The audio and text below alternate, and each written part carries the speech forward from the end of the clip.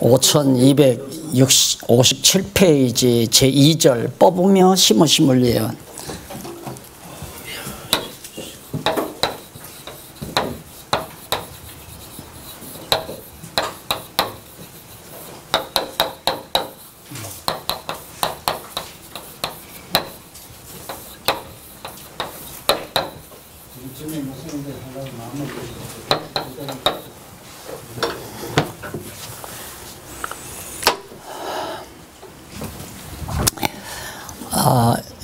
에가서까지 함께 묶었습니다. 에레미야 선지서하고 에가서하고. 에가는 시적인 의미가 강한데 그 내용 자체가 에레미야 선지서 내용과 잘 어울리고 연결되기 때문에 그 순서 따라서, 우리 개역성경 순서 따라서 그냥 에레미야에 편입시켜서 같이 정리를 했습니다. 1장에서 29장까지가 유다 백성을 기업의 땅에서 뽑아내신다, 뽑아버린다. 우리가 뽑는다 할 때는 잡초를 뽑으면 죽지 않아요. 초목도 뽑으면 죽고 곡식도 뽑으면 죽는데, 뽑지만은 다시 옮겨다 심을 걸 전제로 한 뽑으심에 대한 예언이고요. 30장에서 에가서까지는 유다 백성을 기업의 땅에, 기업이라는 말 가나안 땅이죠, 다시 옛 고토로 다시 옮겨다가 심으실 것을 예언하는. 여기서도 이제 그 원리가 나오죠. 그 뽑을 바에야 뭐하러 심고, 심으실 바에야 뭐하러 뽑나. 아까 설명드린 그 내용과 똑같습니다. 이미 세워진 하나님의 나라, 영원한 하나님의 나라 다시 회복시키려면 뭐하러 타락시켜서 멸망시켰나. 이 내용과 그 다음 뽑을 바에야 뭐하러 다시 갖다 심나, 또 심으실 바에야 아야 뽑지 않는 것이 낫지 않나. 그 과정이 아까 설명된 대로 같은, 여기가 원형과 원형이지만, 원형과 여기도 원형이지만 다른 것이 뭐냐면 바로 뽑고 심으시는, 그렇게 하나님께서 때리시고 싸매시고 헐으시고 다시 세우시는 과정, 그게 계시세계라는 얘기죠. 그 계시세계를 경험한 원형과 계시세계를 경험하지 아니한 원형은 뭐가 차이 나는가? 저기는 찬송이 없고 여기는 찬송이 있고, 여기는 기쁨이 있고 저기는 기쁨이 없고, 정말 기쁨으로 여호와를 찬양하게 하기 위해서 바로 이 계시세계에 뽑고 심으시는 역사를 해 가시는 것이다, 이렇게 생각하시면 되겠고요. 구약적 근거는 거기 나오죠. 밑에서부터 한 10번째 줄, 10번째, 11번째 뒷부분에 보면 일찍이가 나옵니다. 이거 다 줄바꾸기를 해놓은 건데 편집자가 갖다 다 자기 마음대로 다 해놔가지고, 일찍이 여호와께서는 야곱을 통하여 유다에게 홀이 유다 자손에게서 떠나지 않는다. 그래서 거기 뭐냐, 뽑고 심는데 유다 백성을 기업의 땅에서 뽑아냈다가 다시 유다 백성을 다시 심는 것은 바로 야곱을 통해서 유다에게 언약하신 그 언약의 최초의 근거 역할을 한다. 그 근거 역할은 물론 또 원형은 여기죠. 영원한 때의 원형으로. 그래서 하나님의 영원한 작정 섭리에 기초한다라는 말도 나오잖아요. 그래서 언제나 목사님들이 성경을 어디를 보든지 근거는 여기로부터 갑니다. 근거가. 그 다음 계시적 근거는 이제 창세기에 나오는 경우가 많고요. 그 다음 모세, 다윗 이런 식으로 이제 언약이 근거가 되니까 성경 내용이 그렇게 쭉 나오잖아요. 그것을 매우 중요하다는 걸 강조하기 위해서 또 말하고 또 얘기할 때 그 근거가 또 나오고 하는 겁니다. 근거 없는 것은 지난번 얘기했지만 근거 없는 건 그건 죽은 진리가 아니에요. 뿌리 없는 나무가 죽는 것처럼 어떤 이론이든지 근거가 없으면 안 된다는 거죠. 그래서 성경신학의 근거는 원형에서부터 찾는다.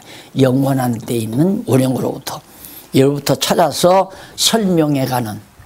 아마 오늘 목사님들이 제가 종합적으로 정리해드리면 이제는 성경 알 것 같다라는 게 아마 마음에 올 거예요. 이제는 성경을 알 것 같다. 그러니까 성경을 이렇게 종합적으로 논리적인 체계를 잡아서 딱 정리를 해야 어느 부분 어떤 과정을 딱 잡아서 설명을 해도 쫙 빠져나가잖아요. 쫙 깔끔하게. 이렇게 해서 목사님들 지금 4년째 걸리는데 사실 성도들 가르치는 건 더 쉽잖아요. 더 많이 가르칠 수 있으니까, 늘 가까이 있으니까 2, 3년이면 난 충분하다고 생각해요.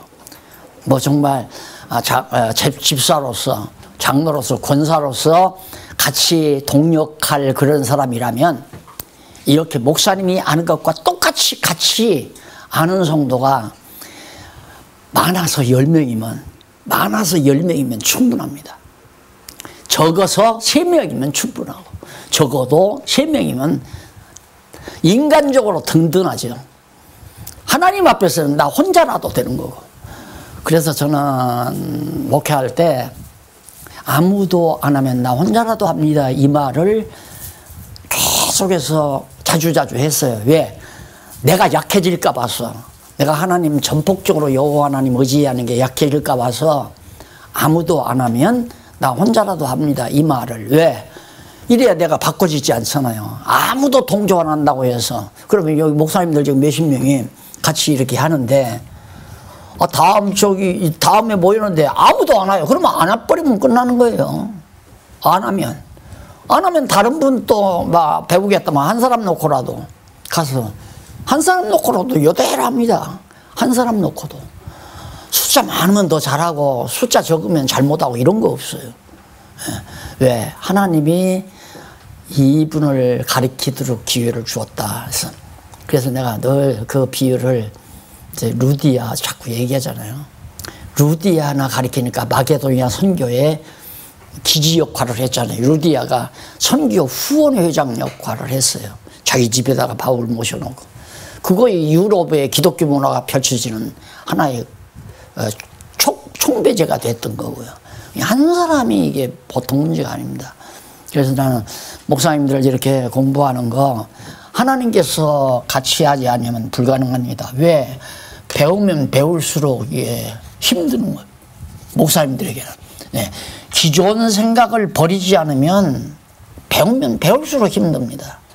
그런데 정상적으로는 배우면 배울수록 기존의 생각, 기존에 알았던 것이 버려지면 다행이지만 나하고 틀린데 이건 부담스러운데 나는 이렇게는 못 가르치겠는데 이러면 이제 몇 번 나오다 그만두고 몇 번 나오다 그만두고 하려다가 또 그만둬 버리는 사람 많아요.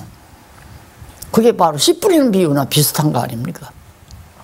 옥토밭에 떨어지면 결실 맺지만 가시덤불에 떨어지면 그냥 고스라지고 돌 잡고 딱딱 자기가 강한 사람, 자기 주장이 강한 사람은 절대 귀가 안 열려요. 절대 안 열립니다. 와서 새가 쪼아먹고 말이죠. 저건 아니야 하고. 그 다음에 이제 넘어가서 책망과 멸망에 대한 예언. 뽑아내는 내용이거든요. 그래서 책망과 멸망. 그것이 이제 한쪽 가로 1번이고 양쪽 가로 1번은 바로 죄악에 대한 책망입니다.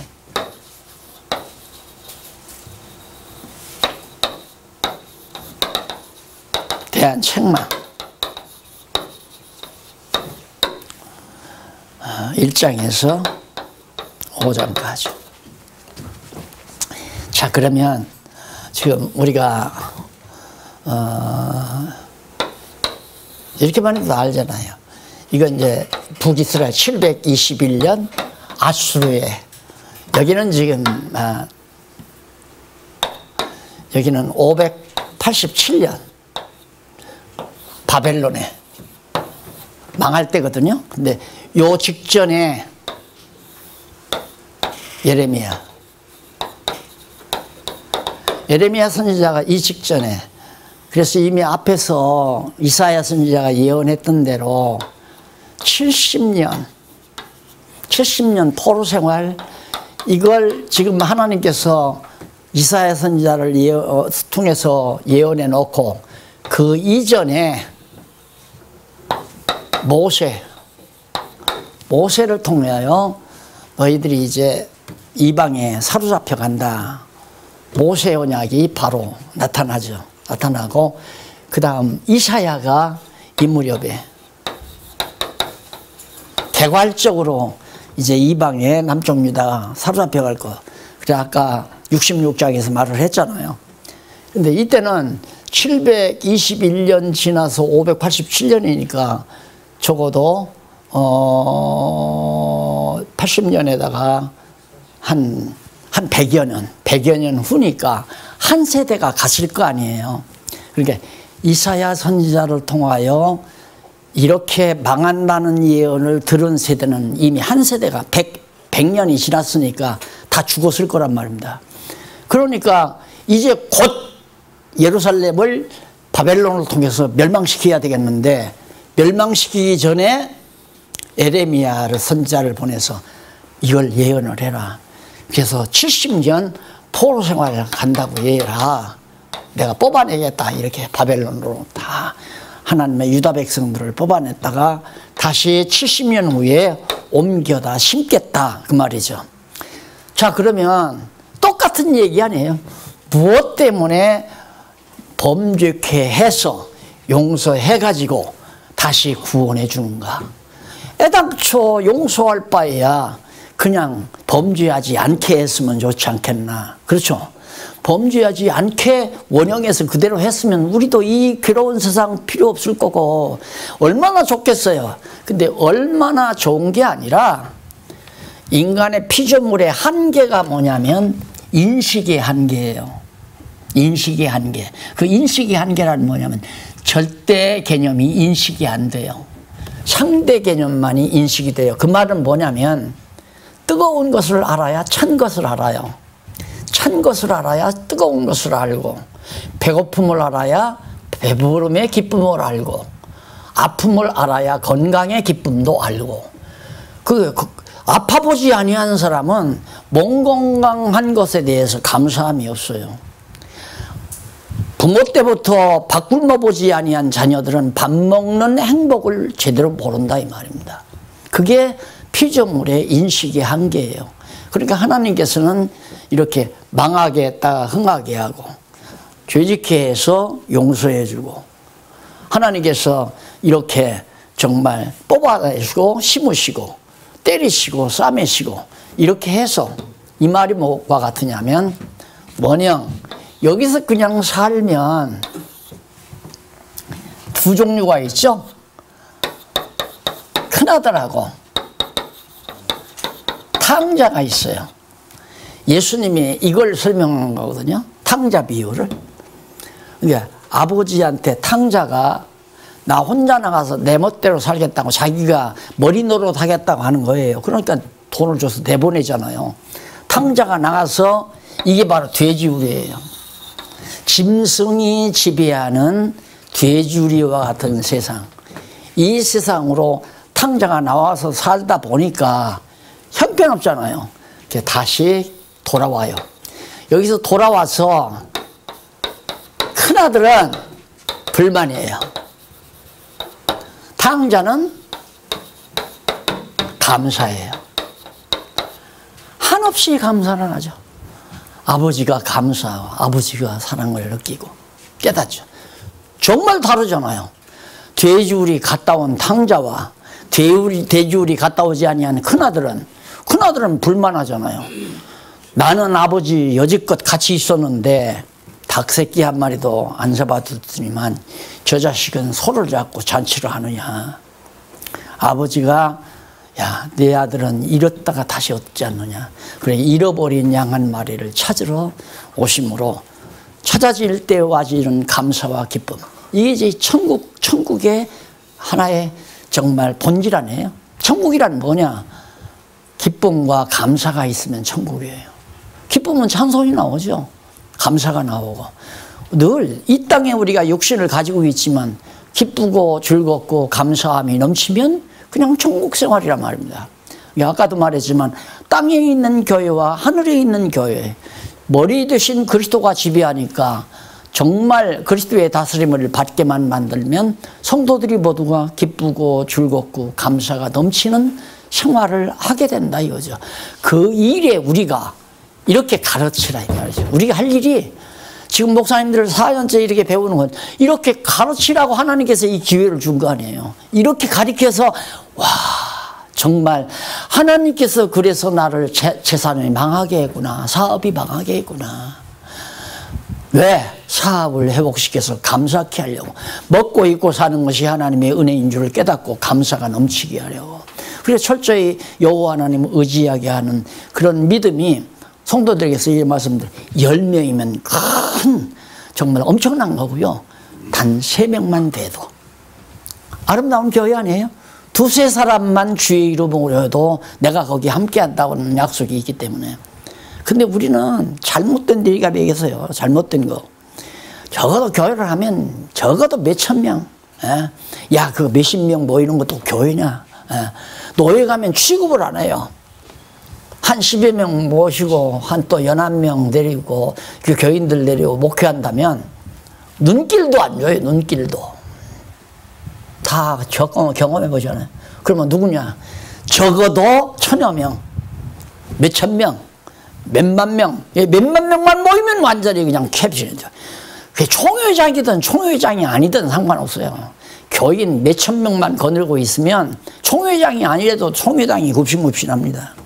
아유, 총회회 좀 어떻게 잘 좀 내주십시오.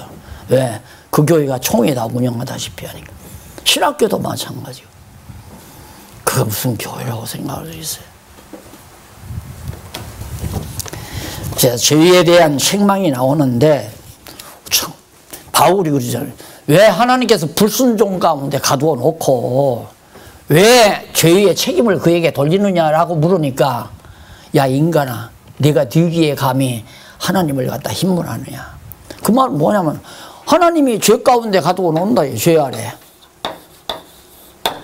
죄의 오야봉은 누굽니까?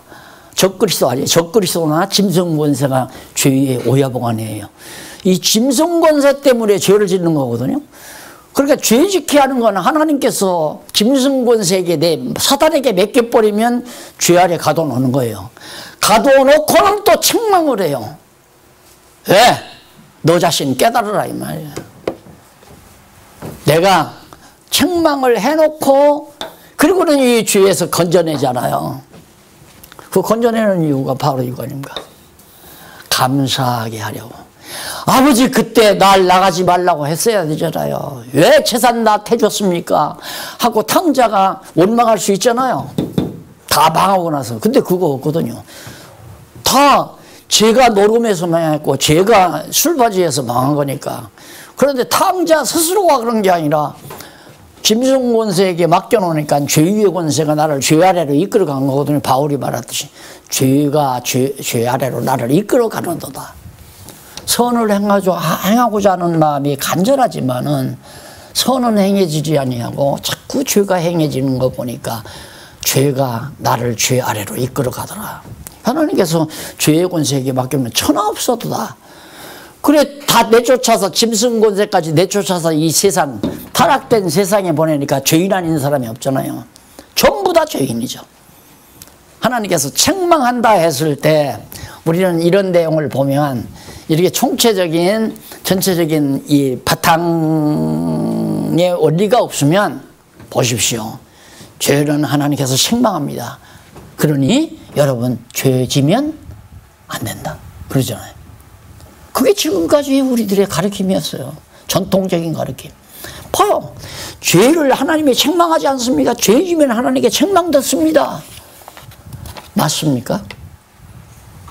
맞지 어떻게 보면. 그런데 그 다음 문제가 그러니 여러분 죄 지면 안 됩니다. 이 말이 틀린 얘기죠. 하나님이 죄 아래 가둬놓으면 천하 없어도 죄 안 짓고 살 사람이 없단 말입니다. 왜?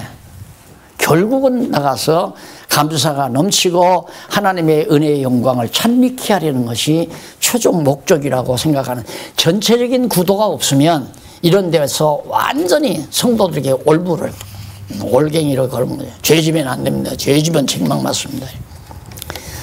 자, 책망하기 위해서 일단 선지자를 부르죠. 하나님께서 선지자를 소명을 해요.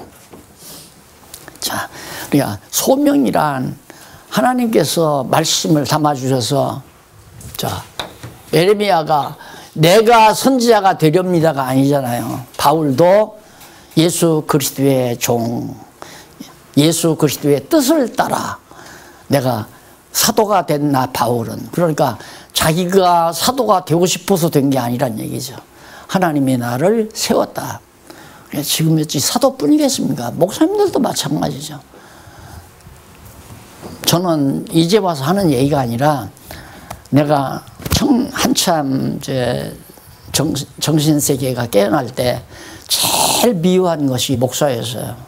왜 그러냐면 목사가 날 잘못 가르쳤기 때문에, 내가 괴로웠기 때문에, 성경 알지도 못하고 자꾸만 뭐 절대 부자 되시면 뭐 지옥 간다, 약대가 바늘기로 들어가는 것보다 어렵다, 그리고 거짓말하지 말아야 한다, 또 선한 일을 해야 한다, 착하게 살아야 한다, 이런 얘기들이 어떻게 보면 잘 가르친 것 같지만 전부가 내 올무가 된 거예요. 그러니까 학교 갔다 오다가 배고프니까 남의 오이밭에 가서 친구들하고 오이 따먹고 가자고 그러니까 나는 막 따지는 않을 거야. 내가 책가방 깃들 때가 여기다 책가방 다 놔. 내가 지키고 있을 거니까. 그럼 그놈들이 따오면 먹지도 말아야 되잖아요. 먹지도 말아야 하는데 먹는 건 같이 먹어. 이게 공범죄 아니에요? 그건 누가 봐도 공범죄죠. 그런 것 때문에 얼마나 울었는지 몰라요. 아니, 한참 막 10대 후반에 청소년, 뭐 소년 찬양대 있잖아요. 소년 찬양대, 시골 교회에서. 찬양대가 한 20명 되는데, 내가 이제 뭐 소년회 회장이니까 찬양대도 나 앉아서 얘기하는데, 이쁜 소녀 아가씨의 단발머리를 뒤에서 보일 거 아니에요. 가슴이 덜렁덜렁. 그 음욕을 품은 거거든요. 그 음욕만 품어도 간음했나니라 성경에 나오잖아요. 그런 얘기를 그대로 나한테 전해줘 버리니까, 그리고 나서 얼마나 울었는지 몰라요. 그런 것 때문에. 왜? 지옥은 가놨으니까. 내가 도저히 천국 갈 수가 없잖아요. 그래서 목사는 내가 제일 증오하고 되기도 싫었고, 목사 되기 싫었어요, 진짜. 그런데 목사가 된 거 보면, 나는 이제 목사라는 말보다 성경 가르치는 교사가 됐다라고 하는 게 놀라운 거죠. 내가 되고 싶어서 된 것이 아니라 하나님께서 깨닫게 하니까, 깨닫고 나니까 너무 좋으니까 안 가르칠 수가 없잖아요. 그래서 하나님께서 되게 하신 거다라고 생각해요. 난 지금도 그래요. 목사도 장로도 뭐 권사도 집사도 다 머리 대신 그리스도께서 하게 하셔야 된다. 그것이 바로 지금 제가 주장하는 그거예요. 하나님께서 소원을 주면 그냥 해라. 하나님께서 장로가 되고 싶다라고 하는 생각보다도 내가 어린 영혼들을 위해서 후원하고 어린 영혼들을 잘 보살피고 안내해야 되겠다. 그런 마음이 있으면 그렇게 해라 이거예요. 어린 영혼들을 위해서. 그럼 그게 장로지 뭡니까? 장로라는 게 후원자, 또 보호자, 안내자. 그게 장로가 통치자가 아니에요. 그게 다스리는 자라고 번역을 했으니까 그렇지, 통치라고 하는 것은 성경에서는 통치라고 번역하면 안 돼요. 인간에게는 후원한다, 돌본다, 보살핀다, 이 말로 번역해야죠. 통치자로 번역하려면 하나님께 붙일 때 같은 용어를 통치한다, 다스린다라고 붙이는 게 번역상. 그렇게 번역이 달라가지고 그렇게 장로는 권위가 있고 장로는 정말 훌륭한 벼슬이기 때문에 그 자리에 앉으면 성도들을 얼마든지 지배하고 다스린다. 목사도 마찬가지죠. 목사도 하나님의 말씀을 잘 가르쳐 보살피고 안내하고 후원해주고, 그게 이제 바로 목사 교사가 해야 될 하나님의 말씀을 가르쳐서 절대 자기 주장하면 안 돼.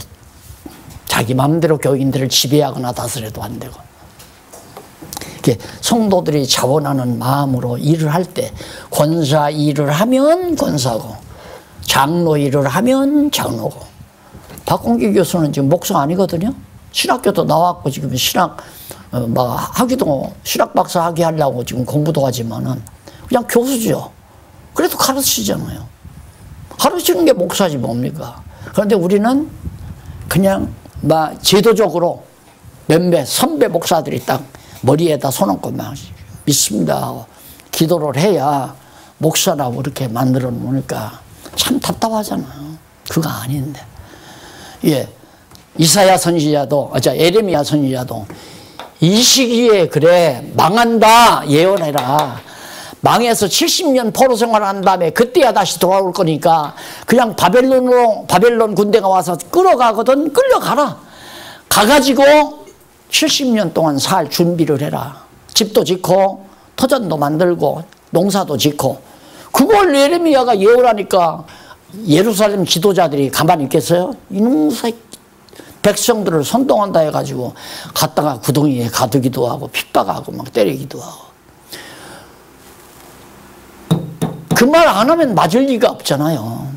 그 말 안 하면.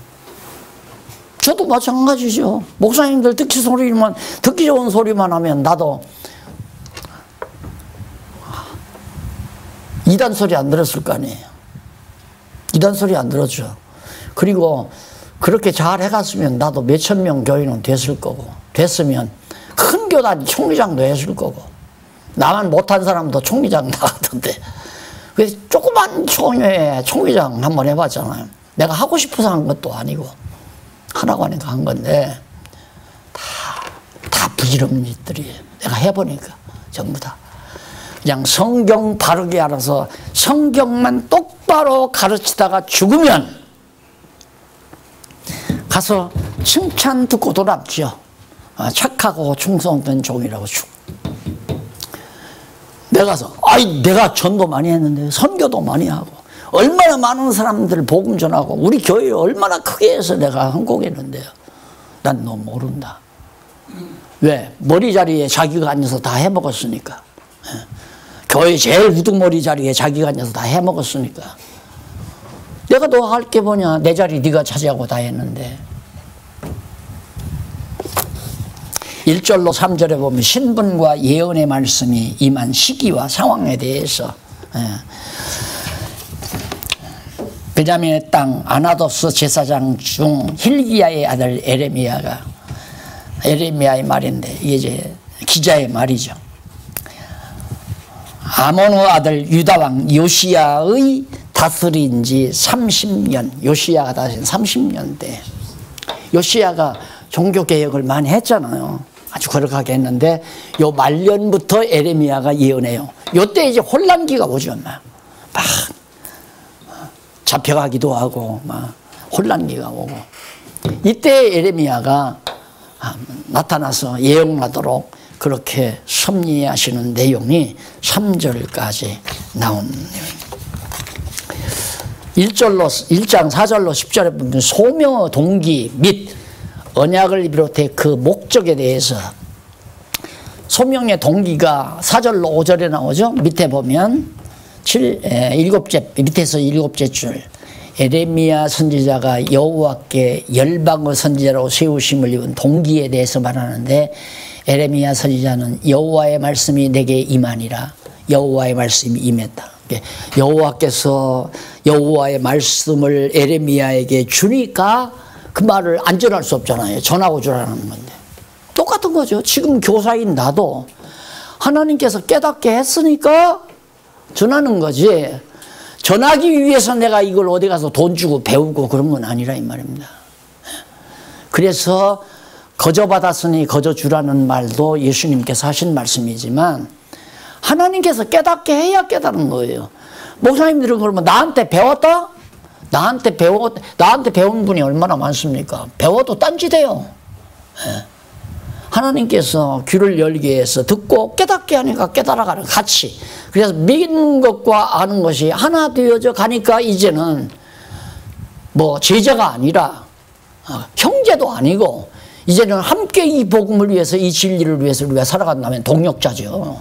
동력자 이상도 이하도 아닙니다. 우리에게는 선생이와 제자가 그 관계가 아니에요. 처음 안 믿는 사람 왔을 때는 제자로 삼으라고 했죠. 사도들에게도. 안 믿는 사람 오면 일단 제자죠. 가르치면 같은 형제가 되는 거고, 복음을 위해서 함께 같이 일하는 권사나 장로나 뭐 이런 분들은 다, 집사나 이런 분들은 다 동력자고, 복음을 위해서 함께 같이 일하니까 동력자니. 어떤 분은 돈으로 돈으로 동력하고, 어떤 분은 기획으로 봉사하고, 어떤 분은 뭐 글로 봉사하고, 예, 모두가 다 동력자로서 복음을 위해서 일하는. 그 목적이 뭔가? 목적이 6절로 8절 나와요. 6절로 8절 거기 나오는데 이쪽 65페이지에 나오죠. 여기 보면 에레미야 선지자는 여호와의 말씀을 듣고 슬프도소이다. 주 여호와여 보소서 나는 아이라 말할 줄을 알지 못하나이다 라고 했다. 여기서 아이라는 말은 히브리 나라고 하는데 이는 연형으로 어린 아이를 뜻보다는 무슨 말을 할지를 모르는 미숙한 자라. 내가 절대 뭔 말을 내가 백성들에게 전해야 됩니까? 여호와의 말씀을 주니까. 그래서 자기는 복음을 전하지 않을 수 없어요. 그러니까 이제 목사님들 어쩔 수 없어요. 몰랐을 때는 뭐 그냥 아는 대로 막 해야 됐지만 알고 나서는 그게 안 되잖아요. 알고 나서는. 예. 알고 나면 이건 아닌데, 그렇지만 교회 유지를 위해서 내가 이렇게 얘기해야지. 이러고 나면 맥이 풀려요. 맥이 탁. 그냥 진리대로 성경대로 딱 전했을 때는 당당해지잖아요. 힘이 나잖아요. 힘이 솟고.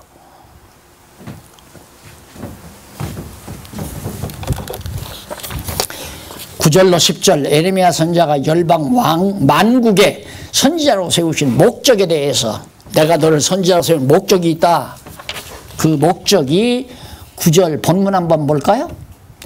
여호와께서 그 손을 내밀어 내 입에 대시며 내게 이르시되 보라 내가 내 말을 내 입에 두었노라. 너 할 말 내가 다 입에 두었으니까 보라 내가 오늘날 너를 열방 만국 위에 세우고 너를 뽑으며 파괴하며 파멸하며 넘어뜨리며 건설하며 심게 하였느니라. 만국 위에 세우고 너를 뽑으면, 그러니까 에레미야를 뽑는다는 말이 아닙니다. 너를, 에레미야를 어떻게 하려고? 뽑고 파괴하며 파멸하며 넘어뜨리며 건설하며 심게 하였노라. 너를 통해서. 그 말이죠. 하나님의 말씀을 바르게 에레미야에게 전해서 뽑고 심으심을 예언하게 만드시는 하나의 본문 내용이 거기 나오죠.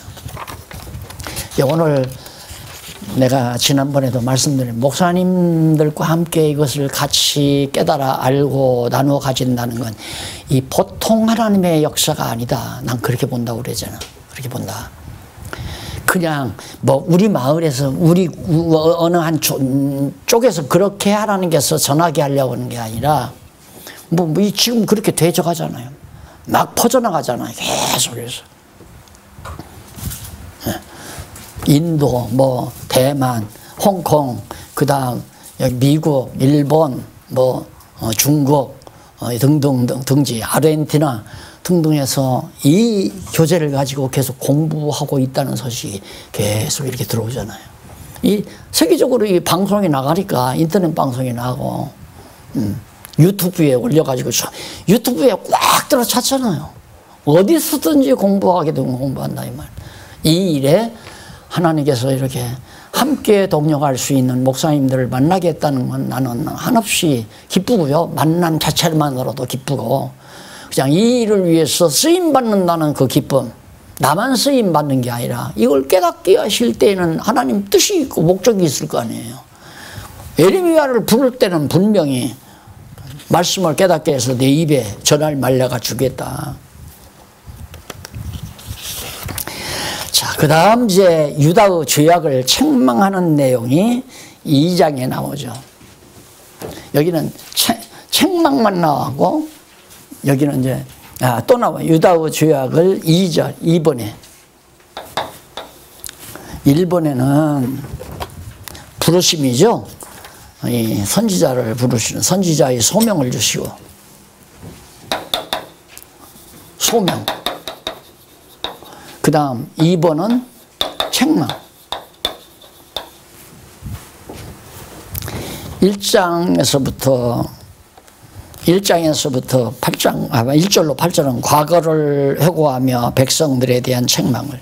그래서 내가 늘 얘기하지만 선지자의 예언은 지금 이렇게 말하자면 이제 이렇게 되잖아요. 이렇게 되는데 에레미야가 여기서 예언하지만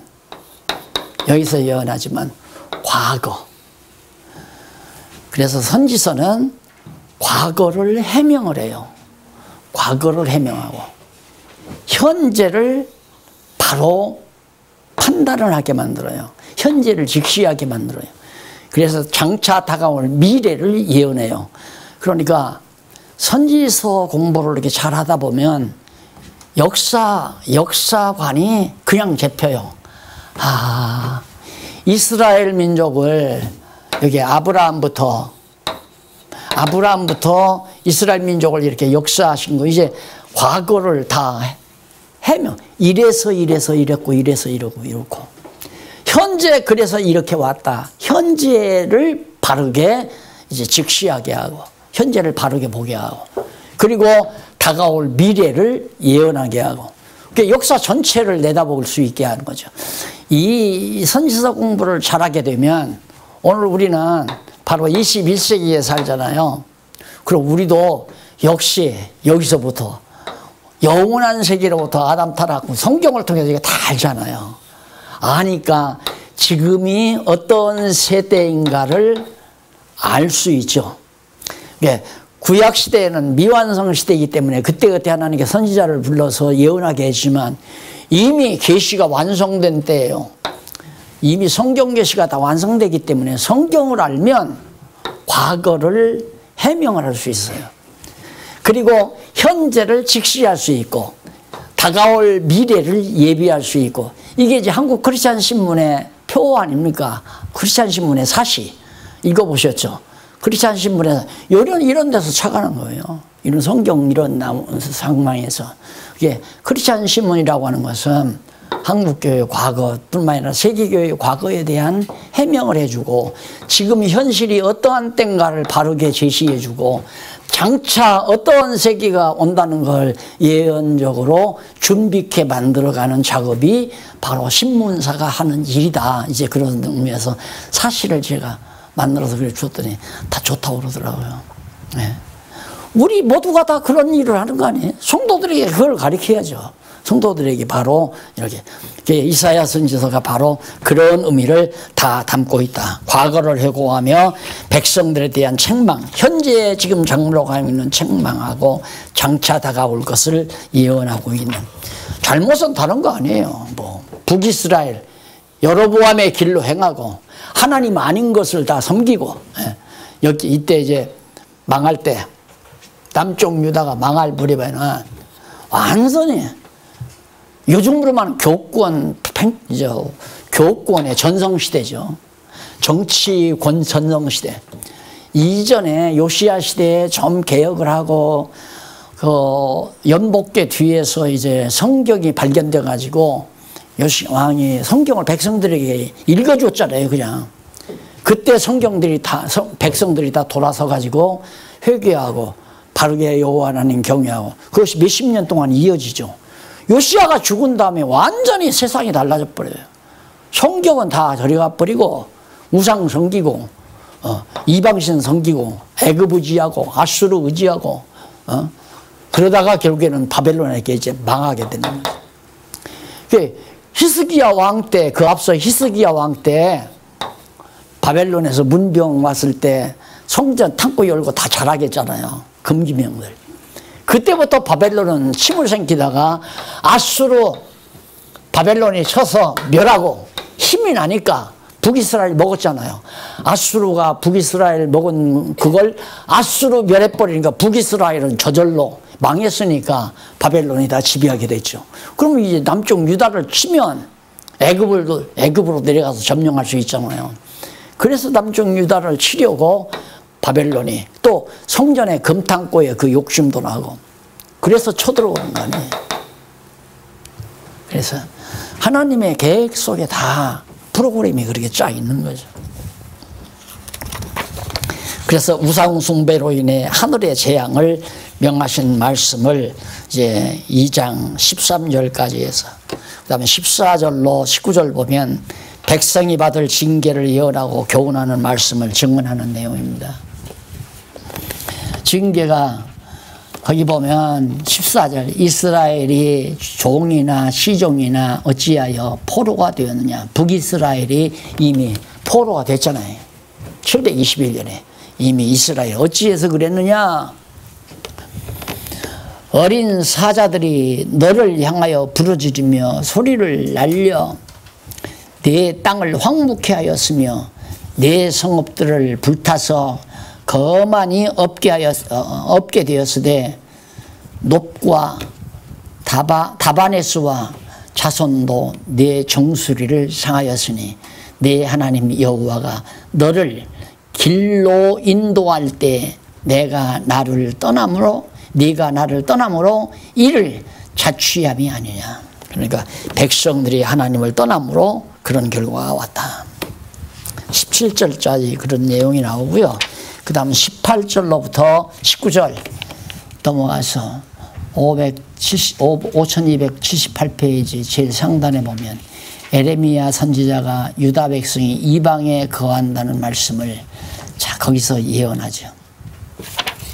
자 18절 네가 시오르 물을 마시려고 애굽길에 있음은 어찌미며 시온에 물 마시려고 애굽으로 가는 길에 그 애굽을 왜 의지하는 내 하수를 마시려고 아수르 길에 있으면 어찌미뇨. 그러니까 내 땅에 물을 못 먹고 애굽이나 아수르를 의지하고 산다. 내 악이 너를 징계하겠고 내 패역이 너를 책할 것이라. 그런즉 내 하나님 여호와를 버림과 내 속에 나를 경외함이 없는 것이 악이요. 악이란 뭐냐? 여호와 경외함이 없는 것. 애굽을 의지하고 또 아수르를 의지하는 것. 이게 눈으로 보이는 것을 의지하는 것 자체가 악이에요. 그 의지하기에는 여호와 하나님 의지하지 않는 거거든요. 근데 이게 어떻게 보면 쉬운 말 같지만 하나님이 해주지 않으면 도저히 불가능한 겁니다. 여러분 생각해 보세요. 아들이 요즘 잘 나가요. 이름이 성적이 좋아가지고 교사가 뭐 사법고시 한번 봐보라. 그렇지 하면 든든해요. 내 아들이 사법고시 봐가지고 판검사가 되면 그때는 남들이 다 무시하지도 못하겠지. 그 자체가 하나님이 싫어하는 거죠. 그럼 하나님이 싫어하는 거 끊는다고 했잖아요. 하나님이 의지하는 걸 끊어버리신다. 지난번 배우잖아요. 내가 아들을 의지하면 아들이 실패하게 되고 내가 재물을 의지하면 재물이 없어져 버리고 내가 집안을 의지하면 집안이 망하는 거고. 왜? 나를 나되게 하려고. 어떤 나? 오직만.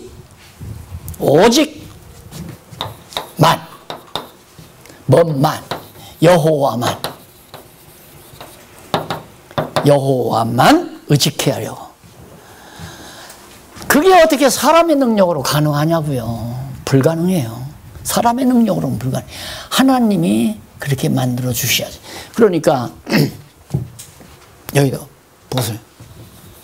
이사야 때 다 경고를 했어요.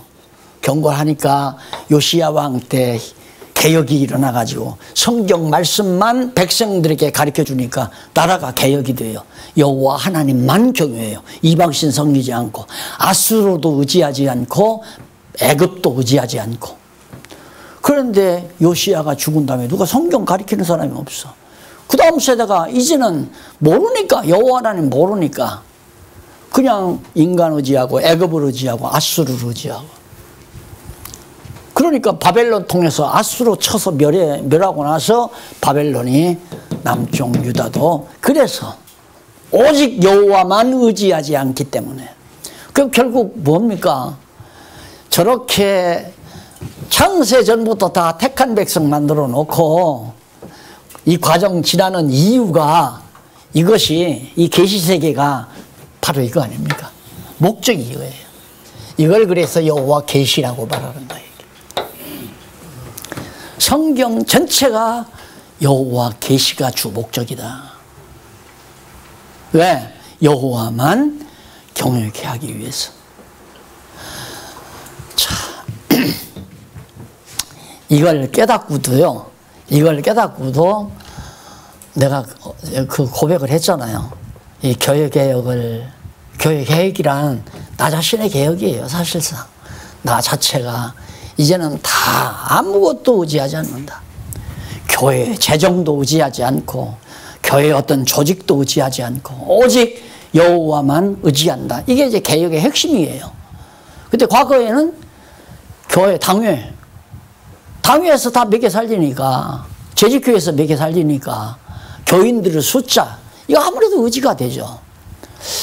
이거 아닌데 오직 여호와만 경외해야 되는데 이거 단행하려니까 막판에 가서 웃기는 짓을 어떻게 했느냐면 기껏해야 내 옆에 있는 아내를 향해서 여보 교회에서 생활비 하나도 안 나온다 밥 먹여줄 수 있어? 이 질문한 게 내가 얼마나 어리석었나. 지금도 내가 그걸 반성을 해요.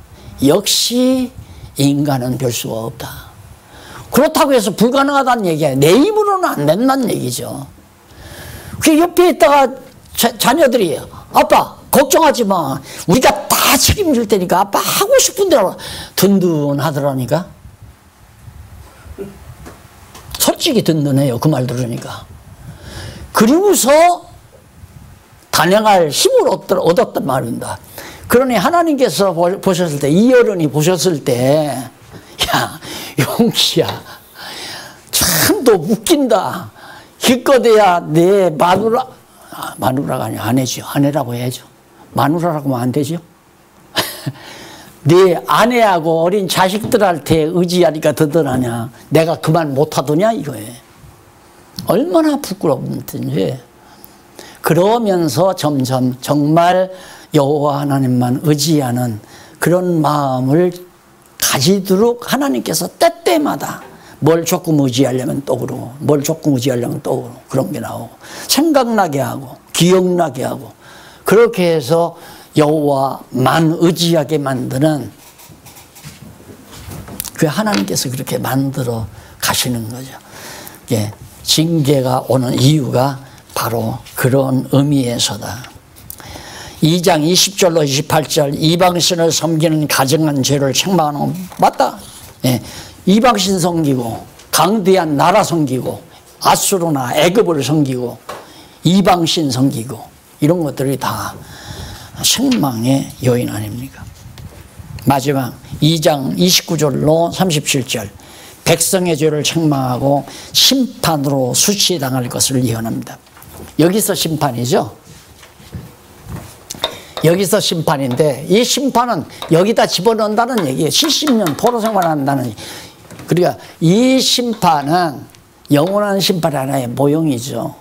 그러니까 연단을 위한 심판, 뽑아내는 심판. 여기 뽑아내는 심판이기 때문에 바로 다시 심판에서 구원해 주실 보장을 앞에 놓고 심판하는 얘기예요.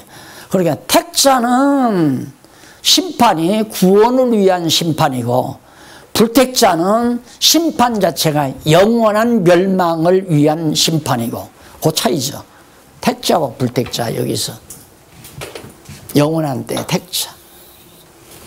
그래서 성경에 나오는 심판이라는 용어를 이런 전체적인 구도 속에서 정말 구원하기 위한 심판이냐 아니면 영원히 멸망하기 위한 심판이냐.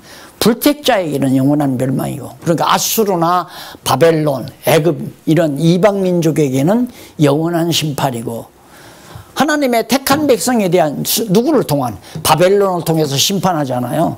바벨론을 통해서 멸하니까. 그러면 하나님도 참 왜 하필 바벨론을 통해서 멸해요? 완전히 수치와 멸시를 당하게 하려고. 얼마나 자존심 상하겠습니까? 그래 놓고는 회복할 때는 요거 가만 안 놔두잖아요. 요거 바벨론. 그때 얼마나 통쾌하겠습니까? 파사에게 바벨론이 멸망당할 때 유다 백성들이 얼마나 통쾌하겠습니까?